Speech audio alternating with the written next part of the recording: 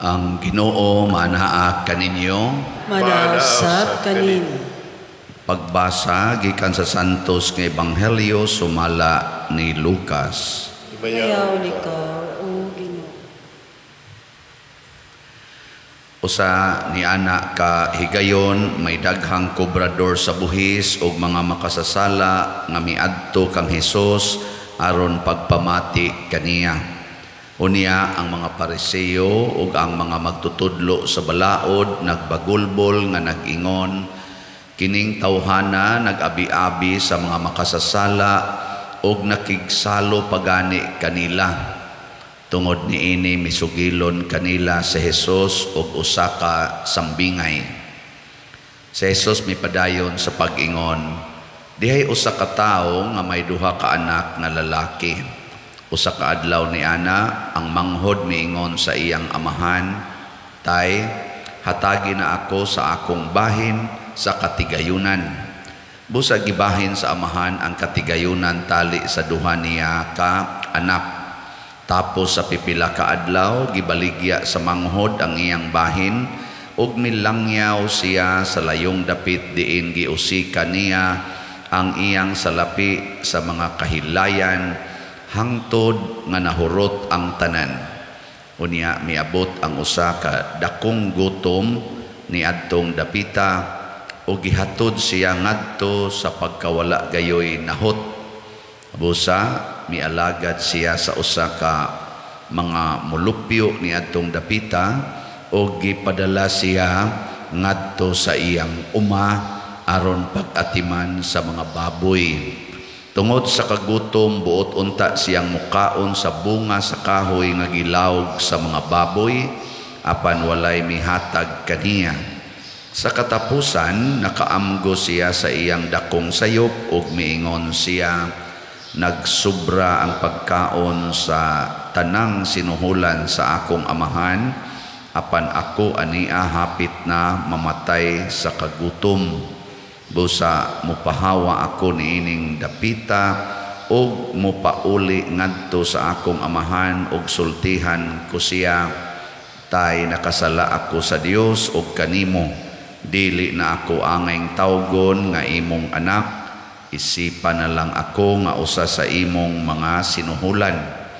Busa mi lakaw siya ug mipauli ngadto sa iyang amahan. Apan layo pagani kaayo siya sa ilang balay, nakakita na ang iyang amahan kaniya. Naluoy siya sa iyang anak ug midagan pagtagbo kaniya ug unya migakos ug mihalok kaniya. Ang anak miingon sa amahan, tay, nakasala ako sa Dios ug kanimo, dili na ako angay tawgon nga imong anak. Apan ang amahan mitawag sa iyang mga sulugoon, dali, miingon siya, dad-a ngari ang labing maanindot nga bisti og isulob kaniya. Sulobi usab og singsing ang iyang tudlo og sapatusi siya. O kuhaa ang linaming nga nating baka og ihawa, kay magkumbira kita. Kay kining akong anak namatay na, apan karon nabuhi, nawala siya, apan karon hikaplaga na. Busa gisugda nila ang kumbira.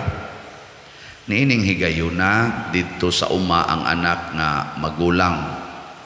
Sa iya nang pagpauli ug sa diha nga duol na siya sa balay, nabati niya ang huni ug ang panagsayaw. Busa iyang gitawag ang usa sa mga sulugoon ug iyang gipangutana, nagunsa man kamo diha? Mitubag ang sulugoon, ang imong manghod mipauli na ug gipaihaw sa imong amahan ang linaming nga nating baka tungod kay nahiuli na nga maayog lawas ang imong igsuon. Nasubo pag-ayo ang magulang ug midumili siya pagsulod sa balay. Busa migula ang iyang amahan ug gialam-alaman siya aron mosulod. Apan mitubag siya, tay, huna-huna aragod, Sulod sa daghang mga tuig, nagsilbi ako kanimo ingon sa usa ka ulipon, ug wala ako makasupak sa imong mga sugo bisan makausap. Apan unsa may imong gihatag kanako, wala gayod. Bisag kanding na lang unta aron maglipay ako uban sa akong mga higala.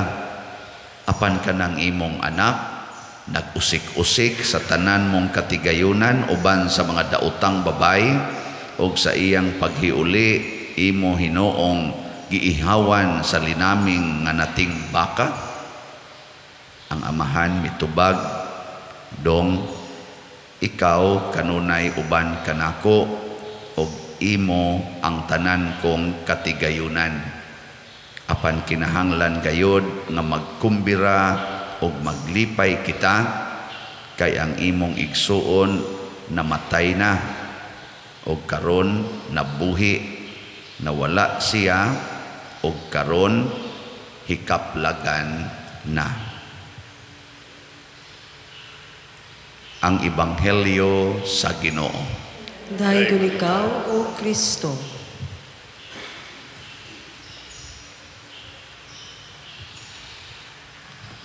Murag common man kaayo ning Ebanghelyo, dili na lang tingali ko mo humili. Siyaro sa gwa pa mo kabati ani no. Hapit na malamon nga matay, sigim tagbalik-balik ani.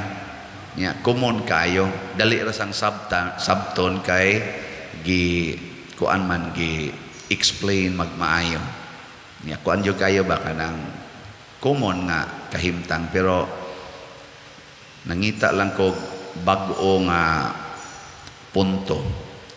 Ang bag-ong punto nga akong nakita dinhi nga kining duha ka managsuon naghulagway ni sa simbahan. Ang simbahan dunay duha ka kaning klase sa mga anak. Ang inahan natong simbahan man, ang mga anak nga nagpabilin diha sa amahan, ug ang mga anak nga dili ganahan mupabilin sa amahan. Kanang mga nagpabilin sa amahan, mauna ang tuas langit ug sa purgatorio. Kay kanang purgatorio part man as langit. So ang tuas langit ug sa purgatorio maunay mga buutan nga mga anak. Ganahan mo dito? Adi mo ganahan? Ganahan. Kining ni as kalibutan, ang mga anak dinhi nga nawala or mobiya sa amahan, kanang hilig kay kwarta. Kana bang kwarta gid ba? Mao na siya. Bilingi ay mong tupad. Ing na unsa may hilig nimo, langit o kwarta? Sige. Mao na siya. So kana di ay mga anak sa Ginoo, ang tinuod yung anak sa Ginoo, dili na sila maghunahunag kwarta. Ang ila ang presensya sa amahan, ang presensya sa Ginoo. May kwarta man o wa, mauna.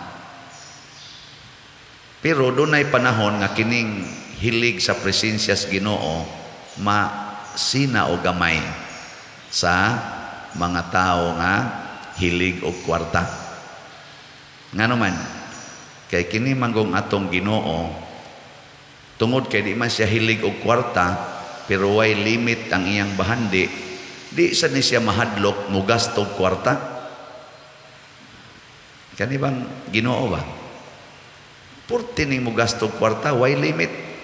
Ngano man kay kani manggong sala, kining pag sigig himulag nato sa amahan, expensive kayo ning sala. Kung gusto natong buntogon ang sala, expensive. Mahal ba? Tanawa lang ng magkaso mo kinihaay aron makuhang hustisya. Ang sama na inikaso, mahal o mahal maproblema gyud ka. Oh, kana sala man na nga kunuhay pangitaag hustisya. Gasto gyud kayo. Muna dire sa atong ebanghelyo ang sinugdanan palandaan katunga dayon sa bahandi sa amahan gipangayo dayos makasasala gihatag wa hatag human giwaldas dito hurot dayon amo hurot maginang kwarta yan niuli unsa man gigastuhan wa gastuhan na saan ana way daghang pangutana gastuhan dayon mahal ra ba kaayo mo na pagkakita sa katong mga tao nga nagbinuotan kuno na nasina ingon grabe naman sad ni di ba kabantay mo na ay mga Ginoo na ay mga tao nga kana bitang buangon kay tanan pero mo asinso og may pero kaninong gasigig simba di galisod og palit og slat ano bang gagukod ang kaning kinabuhi ba gagukod sa panginabuhi pero kanino maglingkod-lingkod lang mga sugarol kay tanan ana musuyo pa mga bit pa mga bakba pa imo ga-animal lang pero usahay aw di gid usahay kadaghanan mo asinso gyud gabantay mo ana nya di mo masina na dili mga naong ninyo masinahon kayo ako sa di man ko masina pero usay makapangandoy ko baka nang ilang giinom gipalit pala nagslat unta kanang ilang sigig ojis gipalit pala ta nagslat usahay gud maapil pa nako handom kanang ilang gipalit ana mga luhok ing sakyanan nga tag 10 million tag 6 million gipalit pala nagslat unta gana ko nga napa jud koy gihunahuna nga mas dako pa ingon ko kanang ilang gisigig gubat diha ba nga porting mahala anang ilang mga armas gipanggamit gipamalit pala nagslat ana ba maka wala na sa tanang una-una pero ingnon ra man sa ko sa Ginoo nga ay good sige relate anang imong slat kay pinangga man nako sila nya nako nganong gamay man lagi kayo ning halin namo makada adlaw nya kana sila imo nang bungga-bunggahog maayo sige lang nagsugal as casino as kuanya imo lang yapong tagaag dagko kayong income million kami nung diring katinarong pila ray halin na to gahapon 337 ra ka slat pero no niabot na nun ta ang atong halin sa atong slat og 8,319 ka slats na pakpak hinoon kanisang nagsunod sa Ginoo dali kay malipay matod pa diri sa ebanghelyo bisag kanding lang ayaw na lang ng turong baka toro ni pinatambok nga nating baka kay mahal man kay nastanan kanding lang ayos na ana ba so di kay tadagkog pangandoy pero ang importante natong hinumduman nga ang Ginoo maayo og maluluyon matod pa sa atong tubag sa Salmo ang Ginoo maayo gyud og maluluyon nya unsa may mahitabo kung mag-practice po taaning kinaiyas Ginoo nga maayo og maluluyon mahimo sad tang tinuod gyud nga malipayon kay ang tumong manggod sa Ginoo nga kitang tanan malipay kanara gyud why lain to share His happiness di ba naama na sa katong basic catechesis no unsa may tumong kaming mga gagmay paming bata sa unay unsa may tumong sa Ginoo nga gihimo man ta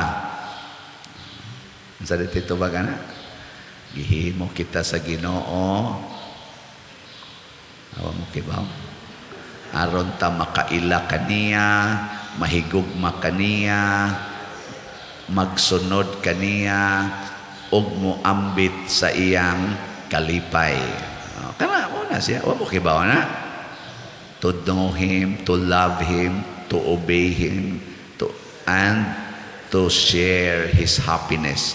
Mo bitang gaandam siya langit kay mo balik kita ngadto niya. Ganahan kay siya na. Mo na ang prodigal son, gusto siyang malipay sa iyang paagi nga kalipay, gitagaan gid siya sa amahan. Wa siya pugni. Pero nahibaw ng amahan nga ikaw maglipay-lipay gani ka nga dili sumala sa akong gusto, kanang imong kalipay mo na imuhatod nimo sa kasakit. Pero kung nang sugal, lipay mo kita ng sugal, pangabit, o lipay kay ng pangabit ana kanang pagkadaw kana bang ang imong bahandi imong yung tipunon sige jud kag ihapan ng kwarta ba, lipay man kita ana. Pero kay ato ra man ang kalipay para ra sa atong kaugalingon, moabot yung panahon nga mahimo kang labing masulubon. Lagi. Tingali apil na sana kanang siging pa-colors buhok, siging kiss-kiss ana mga kilay, paputi isnaong, panindot sa lawas, sa figure. Kung mauna na ang imong kalipay, moabot yung panahon nga torturon ka ana. No.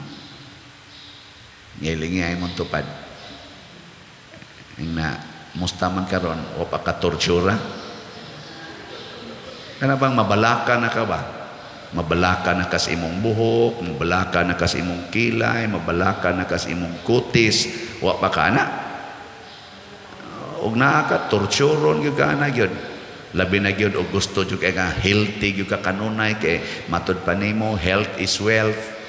Ana kana bang physical health ba nya di juga gustong masakit ana sige juga pamalit anang tanang gadgets jogging yung kag maayo exercise yun choosy kay kag mga pagkaon ana ba kay healthy di ko ana oy daghan man nag kuan sugar daghan man nag cholesterol carbo man na ana gana torturon gyud gana kan ana tanan naway kaugma di na juga kamata.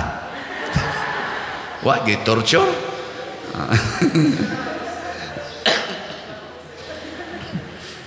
Wa torture. Kana bita mga doktor, siging opera, siging tambal, pag abot agis panahon nga kana bitang wa na gyud. Kana di na gyud makaya, moingon ding doktor, tagain na lang bisag unsa. Di ba? Nganong karon pa man gitagaan dok katong tatong sa una karon wa naman ni taste di naman gani naka-feel og unsa nakainiton ang Milo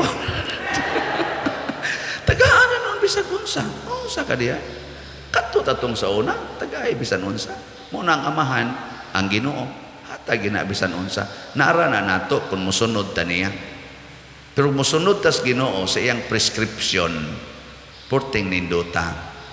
Unsa may iyang unang prescription? Yan siya, bulahan gyud mong mga kabos.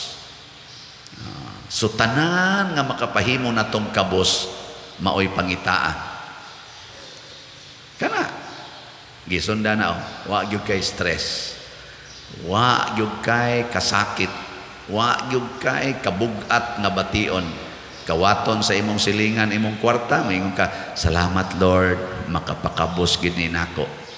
Ana, di nakasweldohan sa imong trabaho, ay salamat Lord, makapakabos gini nako. No.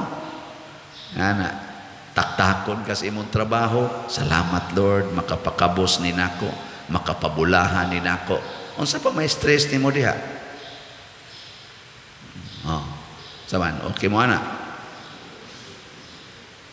Nya kung daghan sa kagkwarta, isigi sa nimong palit og slot. May na lang ni Lord, makapakabos ni nakog jutay. Nya para sa simbahan, may nang ako'y mahimong kabos, ang simbahan magmalamposon sa iyang mga proyekto. O di ba? Uy. Ano mo mahisgot hinuntag Ginoo ba kanang tinarong gyud kaayo ba nga makahatag og kalipay. Mura man o mog masubo. Kayawan on gidain ninyo. Magsige alano, ana di ay, alano. Mo na, ang pamaagis Ginoo ato manggong questionon. Pero ang atong pamaagi, atong ipamugos nga mo'y sundon sa Ginoo, nga kahibaw naman yung Ginoo nga musangko ra gid ni nato pagkahimong ubos pas mga baboy. Maubos kita sa baboy. Nga tanawa karon, di ba na say mga sakit sa baboy? Unya, unsa man na siya? Sige, usahay gani naata nilaom sa baboy. Daghan kay dinhi sa tong parokya sige buhi og baboy. Kay naa nilaom nga ang baboy mo'y solusyon sa kunuhay sa kakabos. Ngayon aning patio na mahinuntan ni mga sakit sa baboy. Nya daghan naman kay nga alkansi tungod aning baboy. Sa pa na pagkahalin nga porti na rong istriktuha, lisod na sa tagkaog baboy ani. Napang akong pasabot ba, mulaom ganitas kwarta ning kalibutan na maunay mo patay sa atong kalipay. Adto kita sa Ginoo. Nya sa may gibuhat sa Ginoo, siging paambit sa iyang grasya, way limit, wagi limit. Ana. Nang kanindot og magsige tag paambit, tistingin na ninyo tan-aw ka ng mga palahubog o mag-abot na sila unsay ilang gibati, kalipay o kasakit. Hudya ka ginagmayo nga naman, sige mo nagpaambitay, imo. Usa na kabukbaso, imo. Ako rin, imo. Pasapasa na, wa na mahadlok og COVID. Ano? Imo na. Ako ni, ano ba? Tuom ka ng COVID patio, tanas inom. Anang lipay kay sila kay nagpaambitay, way hunahunag, masakit ba kuan eh? Ingkay bati magguda. Di lang, ang ako lang ba, kanabitang paambitay, makalipay gyud. Tanawag mag-away na sila. Di ba? Ulbo sad ang kalibutan. Nga naman, duwa naman sila magpaambitay. Hinoon, ang mga palahubog, musangko yung away, pero ay lang dito dapita.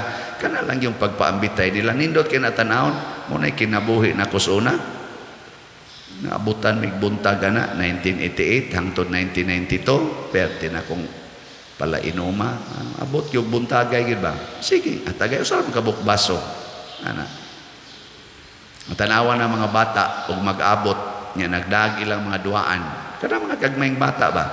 Pastang gubuta gyud di nimo buwagon porti na gyud sa baang ano man lingaw kay sila paambitay silang mga duaan labi na gyud magsugod nagkaguba lingaw kay sila ana ginubaan na ito the max gyud pero kinsa may mga buangon kay tanan nga muduol dito dayog pangusi ang namalit sa duaan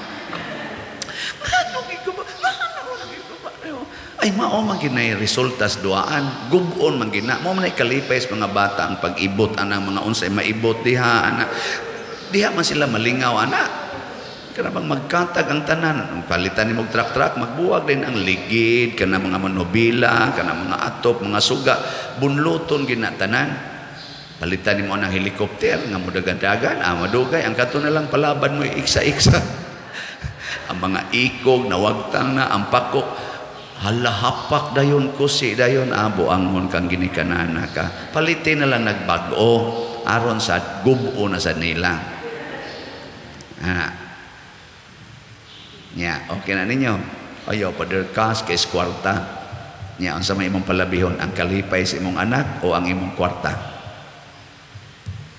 ang amahan diri sa ebanghelyo nga mao sa ni atong Ginoo di siya mahinugon sa kwarta ang kalipay nato mo iyang gisunod pero doon na siya warning ayaw paglipay-lipay sa imong pamaagi sunda ang akong paagis kalipay ug unsa man kinahanglang mahimo sadtang maayo ug maluluyon sa atong isig katao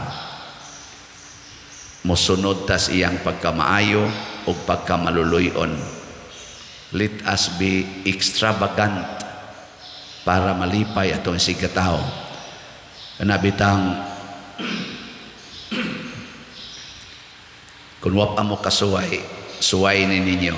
Kanabitang mugasto kag dako para sa tao nga naghatag ni mo kasakit. Kanabang mo spend yung kabag dako kayong kantidad nga munas ginhawa ni mong pangitaan ang maong kantidad para sa tao or mga tao nga naghatag nimo kasakit para nako sa akong experience mao ginay pinakadako nga kalipay Sige, lingian na imong tupad. Ing na ato ng gastuhan ng mga buangon ha. Basta lagi anhagin mo dia katilaw kalipay nga di ma-explain. Kana bang igtanaw ni mos taong buangon, kana bang tao nga wa gyud kalipaya, hinoon kasakit ang gihatag, unya nalipay siya tungod sa imong kasakit o sa imong paghatag niya sa iyang gikinahanglan, nindot kayong bation, murag di kabayran o bisag kinabuhi pa.